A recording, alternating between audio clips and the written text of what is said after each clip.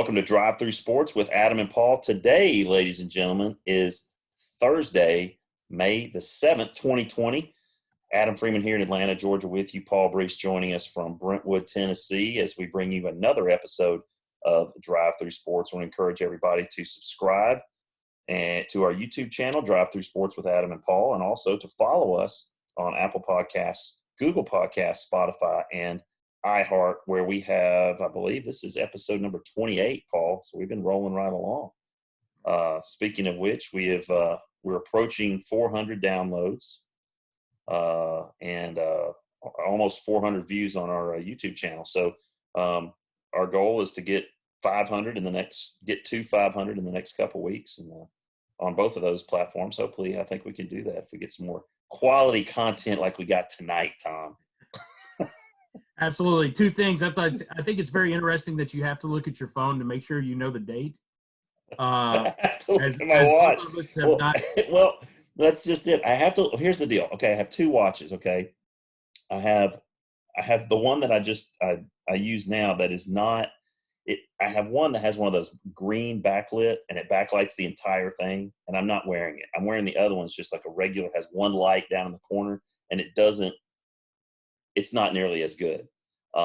It's just a little bit of a dressier watch. I don't know why I'm wearing a dressier watch, because where am I going? I'm not going anywhere. I'm not trying to impress anybody. I should just go downstairs, get the otthe watch, and just wear it all the time. That's what I should do. That's going to be my takeaway from this episode. Yeah. And second thing I was going to say was my lovely wife dropped a bomb today that Mother's Day is Sunday. Obviously, no clue. My kids were starting to get a little rattled, because obviously they have zero when it comes to Mother's Day gifts. Well, tell you what, pal, you better get it, because hey, buddy, I had to rope mine in and say, look, we got to get after and get on this Mother's Day thing, because we got a rock star in the house. So, oh yeah. We got to do this right. We all know that our wives and our kids know that their moms are the glue for sure. Yeah. No doubt about it. No doubt about it. Who else would allow us to do stuff like this, right? I mean, exactly. And who else would support this, right? But 100%. Great women, and hats off to them. And also, a little pub for tomorrow night. Friday Night Live, baby. Our episode will be a Facebook Live episode. So 9 p.m. Eastern, 8 p.m. Central, we'll be live on Facebook. So join us there. But Paul, I couldn't help but notice immediately when you came on tonight your background. And as we don't have any games going on, there's still stuff that happens. And so I decided to just kind of, my background does tie in with Paul's background, and he's going to tell you exactly how that ties in. Listen, there's two big things happening in the world of NFL football. One we're going to get to here in a minute, but, I got up this morning. Obviously, a big thing for me is let's see what's trending on Twitter. And when I noticed that Earl Thomas was trending, I immediately had to look, because, sometimes the trending items are not sports related. Correct. So when you see somebody that's sports related, you immediately like, oh, okay, let's see what's going on. Maybe he got traded, maybe something happened. With this whole COVID-19 deal, anytime you see some athlete or something like that, you're thinking, okay, somebody's got it. Well, Earl Thomas wishes he probably had it. I mean, he got caught up in a situation, with his wife. Wrong place, wrong time with another few people. In a different locale. You're trying to tiptoe through this whole thing, but as one person put it, Earl Thomas was very lucky that he did not get into a quote unquote Steve McNair situation. Yeah.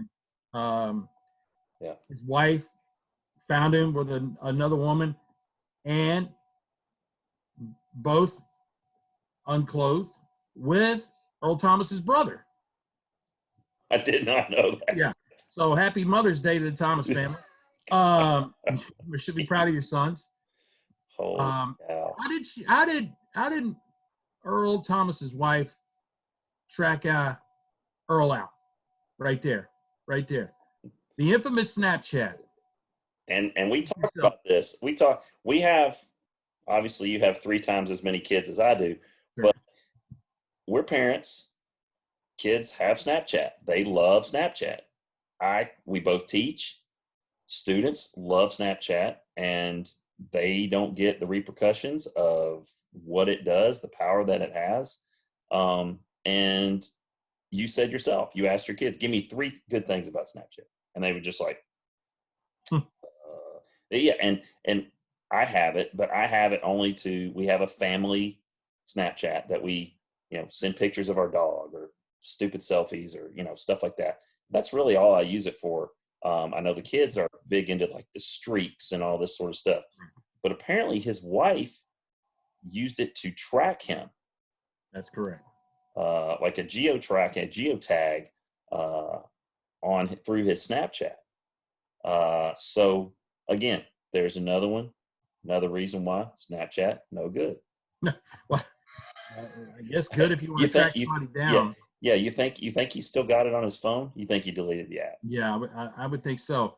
So, just some more interesting things about this whole Earl Thomas being caught with another woman, also with his brother. Earl Thomas left his house because he got into an argument with his wife because she was upset that he was always drinking. Okay, COVID-19 makes you do a lot of things. You listen. He's probably got into a situation where he's a little bored. Okay, but he got himself into a situation. Earl's brother Seth comes and picks him up. Somehow, she logs on to his app and tracks him down to this lady's house. She then calls up what we would call a posse of friends. It's a crew together, okay? Oh. And they take off to the location. Takes Earl Thomas's gun from the house and proceeds to, make their presence felt. Now, according to sources, the gun was quote unquote unloaded. Now, you may have to explain this to me. Listen, let me tell you, let me interject right there. All right. If there's one thing my dad always taught me, the gun is always loaded. Yeah. Period. It's always loaded, folks. Kids at home, remember that. Yeah. Nothing away from this episode. Take that right there. The gun is always loaded. Well, obviously, she thought it was unloaded and was there just to quote unquote scare him, put a little scare tactic in him, point the gun at him. As the police start to arrive, they notice that the safety was disengaged and the gun was absolutely, as Dandy Don Freeman would say, it was loaded. So here's my question. Where do you go from here? At this point, there's no fixing that relationship, right? I mean, absolutely not. I mean, there's I think that's irreconcilable differences. How about this? Earl Thomas has to wrestle the gun away, and when the police show up, he's got a gun. The wife then somehow finds a knife laying around, and they're chasing each other outside the house. Now, the cops obviously take Earl's wife for a ride. And then again, this all happened in late April. Okay. Oh, wow. From what I well, with COVID-19, that's been the only thing being reported. So there's all these things going on in the world of sports and in the world period, that sure are not being talked about. Yeah. So it happened around the 13th of April. Okay. That's a month ago. Yeah. So obviously, here we go. Earl's agent gets in touch with Earl today, or maybe yesterday, and says, "Hey, TMZ, what we would call not a reputable. You never know It's not about like their it's fact finding. yeah. Yeah. But they're coming out with this story that they know what happened. Okay.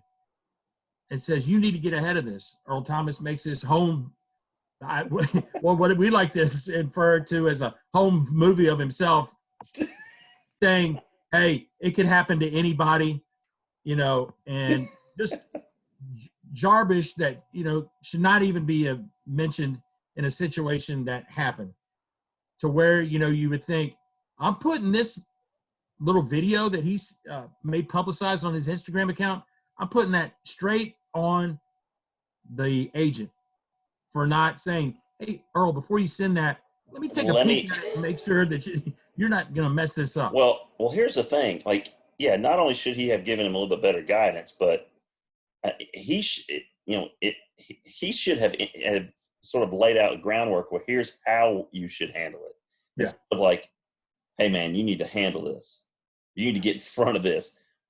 To Earl Thomas, it means something totally different than it would mean to me or you or any normal person that something crazy would happen to. But yeah. And as you would know, with social media nowadays, you can never hide. I think it's impossible to hide anything. Oh, it can all be tracked. I mean, look behind me. See this thing? Yeah. That's one. That's just one. I mean, if an incident occurs, somebody's going to find out. Hey, have you ever heard of Life 360? Oh yeah, we got them stuff. Hey, and listen. By the way, if you're a parent tracking a kid on it, guess what? It tracks you too. It also tracks how fast you drive. Well, true story now. True story. Yeah, no, I'm a big advocate of Life 360. I love it now, but I didn't realize this was the case. I was going to look at some cell phones one night down by the mall, and there's just it's about I have to get on the interstate for about 7 or 8 miles. So it's 8:30, 9 o'clock at night, not a lot of traffic. I guess I was going 84 miles an hour. Didn't realize it. And I get home, I was like, where are you going 84 miles an hour? And I was like, what? And so I realized, that's what Life 360 said you're going. I was like, well, I was on the interstate. I guess I'm going too fast. So, yes, it is, there's nothing that is private anymore.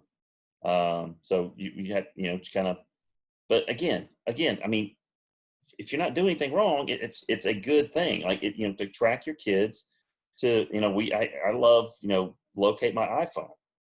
If Abby was out late or Ella's out late, or she's coming home from a football game on a bus and has her car up at the school, and she's driving home, that the road's really curvy, and it as a parent, you're concerned at 11:30, 12 o'clock at night, your kid getting home.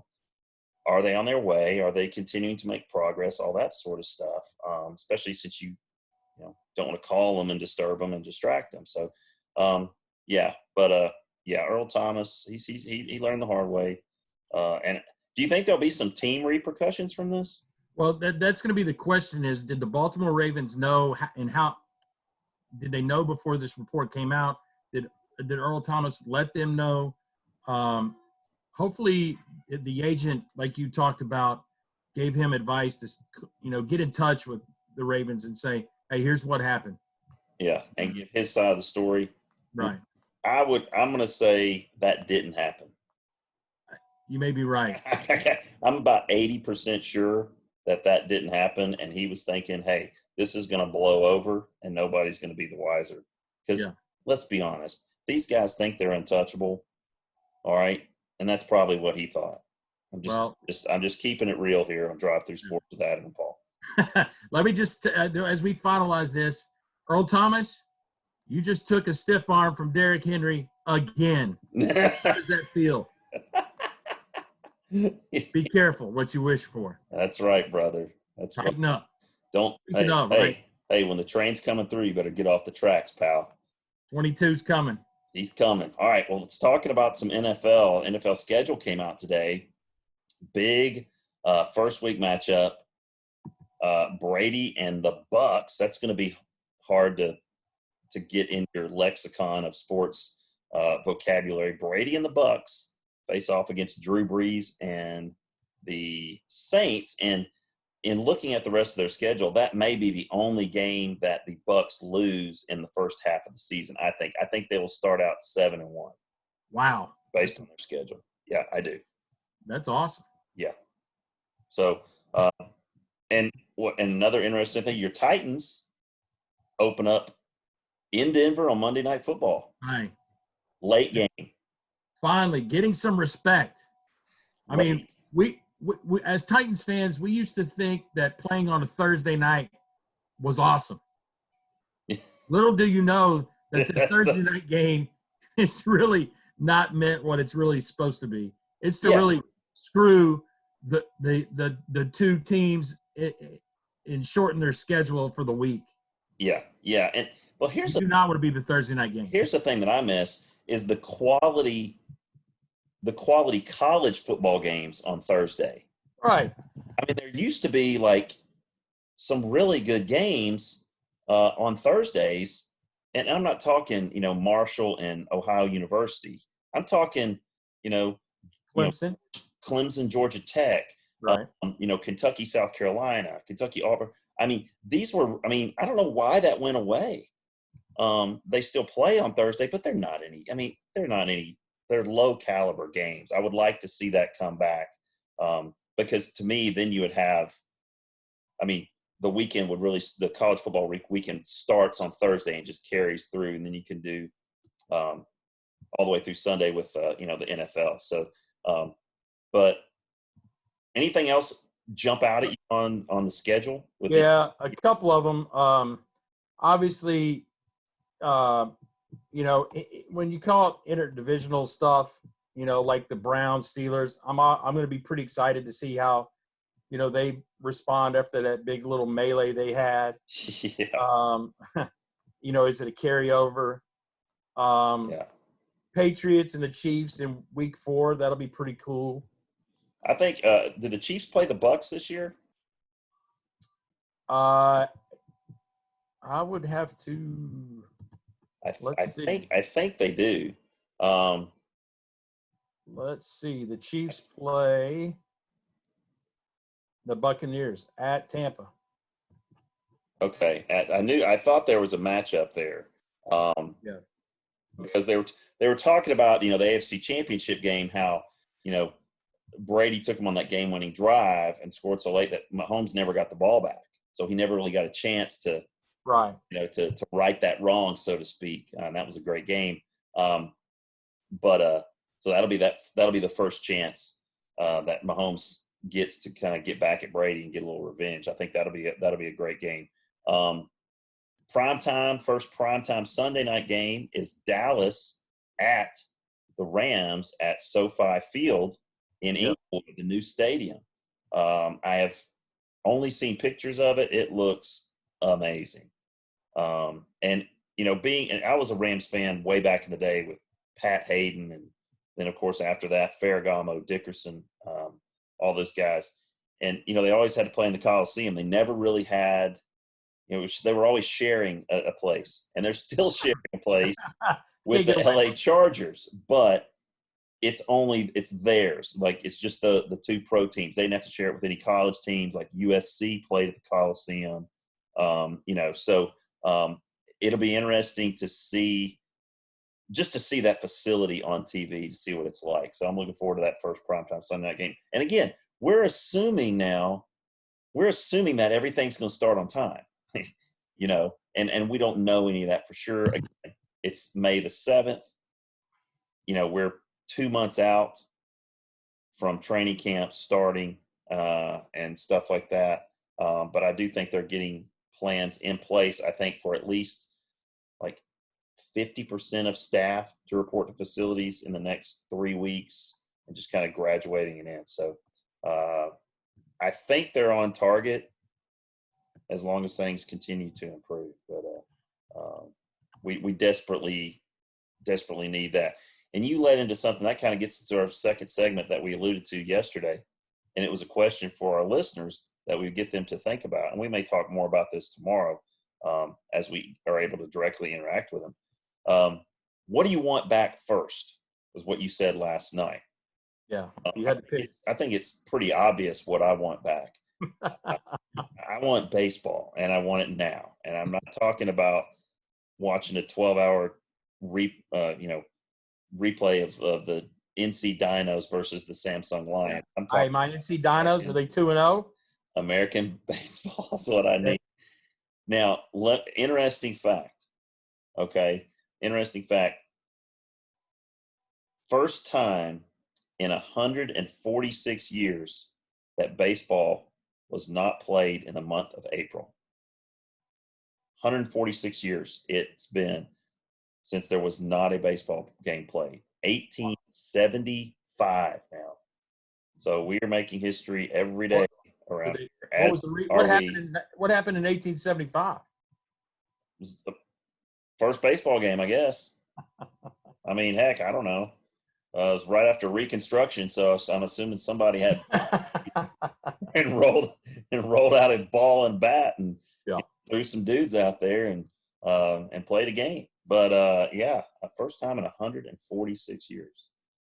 So yeah, big stuff. But I had mentioned something on my Facebook yesterday or last night, and it was something that as we were finishing our episode last night, I said, "Hey man, I got to watch this documentary." And it was a documentary on Alex Smith, Project 11.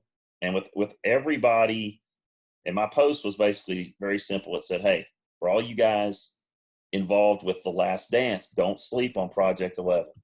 Now, it's not a series; it's just a one-shot deal on Alex Smith, his injury, his life and death, balance, how serious that was, and his rehab and his comeback. Watched it last night. You said you had read up on it today. Just incredible. Everything he went through. You're talking about something that happened, 17 months ago, 18 months ago. He's still going through the rehab, still trying to get, and still has, that dream that I can get back. And, all of the people that impacted him, from the doctors to the physical therapists to the EMTs, the athletic trainers, the orthopedic surgeons, the plastic surgeons, it was incredible. And if you get a chance to watch it, you need to watch it. But for me, it gave me chills because being an athletic trainer, I've seen some of those traumatic injuries. And again, this was a very rare instance that everything really went south about 24 hours after his surgery. He developed, from what you probably read about, he developed an infection, and it wasn't just your run-of-the-mill bacterial infection. It wasn't even MRSA, which is very bad. It was a flesh-eating bacteria that started attacking his lower extremity on where he had the surgery. And it happened very rapidly. And there was a point in time where it was like, do we have to cut off his leg to save his life? And, they were able to save his leg. They were able to rehab his leg. It was really, really incredible. But from your reading it, what did you get out of it, Paul? Well, let me ask you this. Obviously, watching it is probably more emotionally involved in this whole thing. Could you compare his injury to somebody else's in the sports world? Obviously, yes. Theismann was more of somebody you remember. Yeah. In fact, Joe Theismann, interesting fact, Joe Theismann injured his leg and his football career ended on November the 18th. Alex Smith, who was also playing for the Redskins, November 18th. Oh, wow. Same date of the year. Okay. For the injury, which was very eerie. And the documentary started off with them interviewing Joe Theismann. He was like, November 18th, 1985, I stopped being a football player. Yeah. And it would remind you of that type of injury. It was not just what we in the athletic training world call it, it's a compound fracture, which is what Theismann's was. But his was more what we call just a transverse fracture, which is just a straight line break.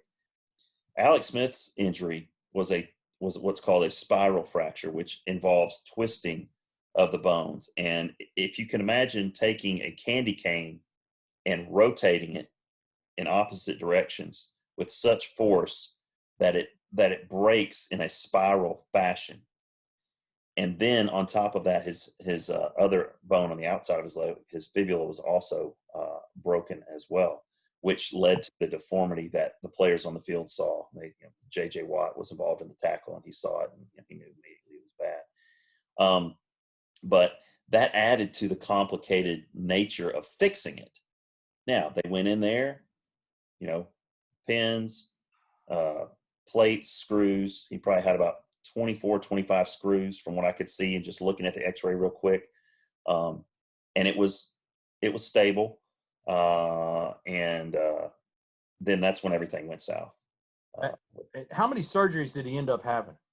I want to say he had 5, I believe. And what was did they end up saying what the cause for the bacteria? Obviously you can do that after post surgeries. Yes. But how there was like something about there was 2 bacteria that they could recognize, and they had no clue what they were from. And that was the thing they addressed. They're like, look, we could speculate all we want. Could it come from his sock?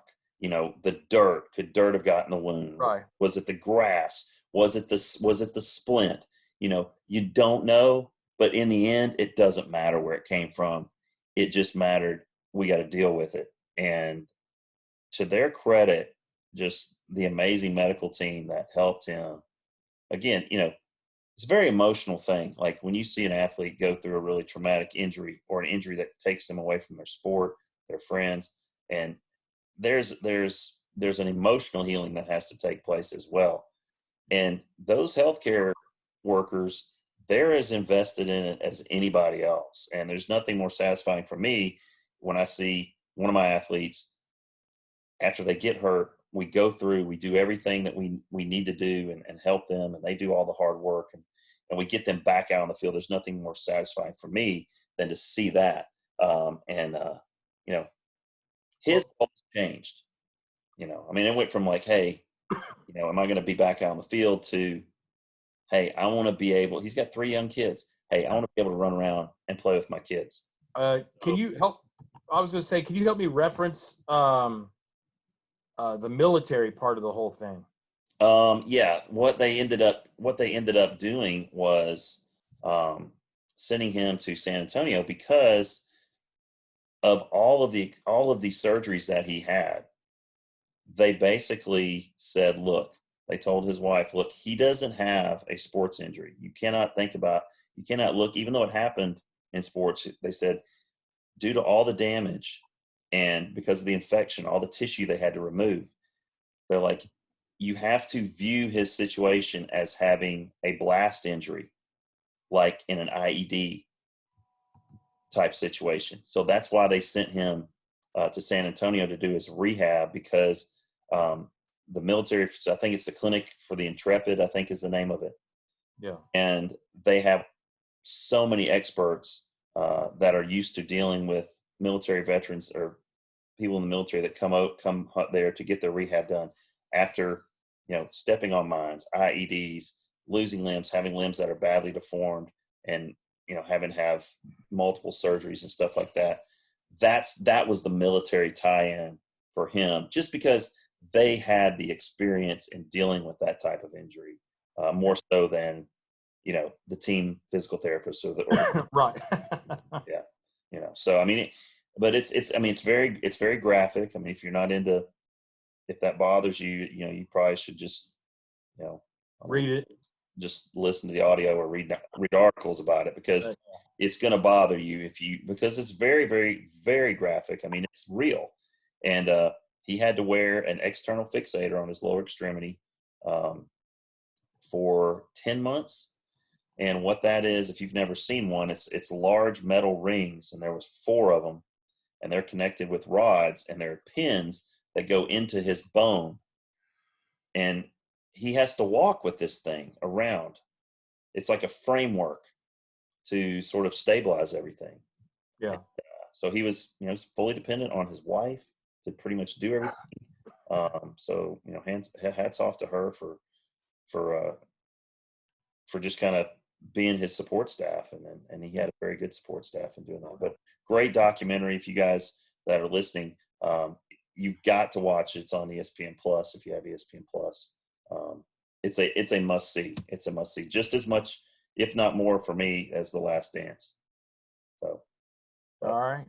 Well, before we end, I got to tell you, I would want to have college football back as my first choice, because I kind of college figured football, every game matters. that's Every game matters.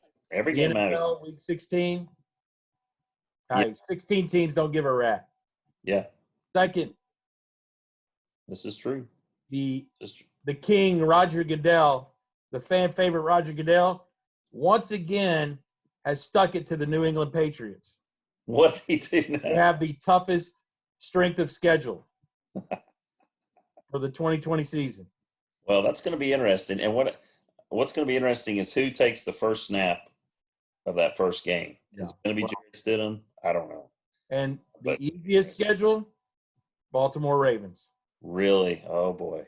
So there you go. Well, you see this coming. I mean, they want to anoint Lamar Jackson as the next guy. That's correct. Okay. So, they know how to finagle things and put people in positions to be successful, which is why they are the conglomerate that they are. Did you notice that there are no international games this year? Right. 100%. Originally each team was going to give up one home game and play it in London or Mexico City. Yeah, and Jacksonville was going to give up 2. Yeah, well, nobody comes to their games anyway. Right. You go to a Jacksonville Jaguars game for $20. Okay. And that's buying the tickets online. That's not getting them from somebody outside the stadium. That's right. Buying them online. They're $23. So, I mean, whatever. But yeah, we appreciate you guys listening tonight. Again, tomorrow night, Facebook Live at 9 p.m. Me and Brees are going to be hitting it hard with some more great information for you guys, talking about some other interesting human interest topics. But between now and then, give Project 11 a look. It's well worth it. But hey, also, go ahead. I was going to say, Lamar Jackson, got 2 words for you in a number. Robert Griffin III. Don't be like that guy. Keep it up. Yeah, he is exciting. He is exciting to watch. So I want to encourage everybody who watch our YouTube channel, Drive Thru Sports with Adam and Paul. Also, check out and subscribe to our YouTube channel and follow us on Apple Podcasts, Google Podcasts, Spotify, and iHeart. Until then, I'm Adam Freeman for Paul Brees in Brentwood, Tennessee. You've been listening to Drive Thru Sports with Adam and Paul.